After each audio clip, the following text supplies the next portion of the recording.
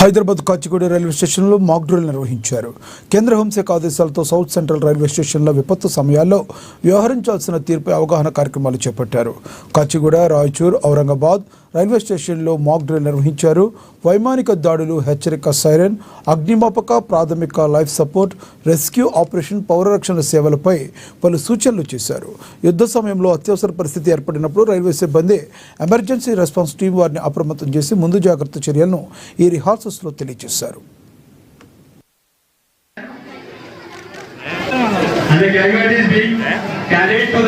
Bombings, air bombings అవుతాయని చెప్పి అలాంటి సమయంలో మనం ఎలా స్పందించాలో చెప్పడానికి ఇది మాక్ డ్రిల్ చేస్తున్నాము. అలాంటి టైంలో ఏమవుతుందంటే మనకు 4 టైప్స్ ఆఫ్ అలారమ్స్ ఉంటాయి. First yellow alarm, that will be known to the controllers like bombing may happen అని చెప్పేసి. తర్వాత కంటిన్యూస్గా రెడ్ లైట్ ఉంటుంది. కంటిన్యూస్ రెడ్ లైట్ ఉన్నప్పుడు ప్రజలందరూ వాళ్ళని వాళ్ళు కాపాడుకోవాలి. ఏదర్ సేఫ్ ప్లేస్ కన్నా వెళ్ళాలి, లేకపోతే కింద పడుకొని కళ్ళు చెవులు మూసుకోవాలి. సో దట్ దేర్ సెన్సిటివ్ పార్ట్స్కు ఇబ్బంది లేకుండా ఉంటుంది. దాని తర్వాత గ్రీన్ అలారం వస్తుంది. గ్రీన్ సైరన్ మోగితే ఎయిర్ రైడ్స్ అయిపోయాయని అర్థము. తర్వాత వైట్ సైరన్ ఉంటుంది. వైట్ సైరన్ ఉంటే మొత్తం అంతా అయిపోయింది, రిలాక్స్ కావచ్చు అని అర్థము.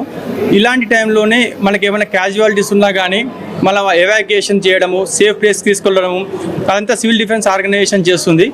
సో ఈ ప్రోగ్రామ్ చేయడానికి సివిల్ డిఫెన్స్ ఆర్గనైజేషన్తో పాటు RPF and state government officials వాళ్ళందరూ కోఆర్డినేషన్తో మనం ఇది చేస్తాము. అలాగే రైల్వే మెడికల్ టీం కూడా అప్రమత్తంగా ఉంటుంది. ఇవే కాకుండా మనం బ్లాక్అవుట్ ప్రోగ్రామ్ అని చేస్తాము.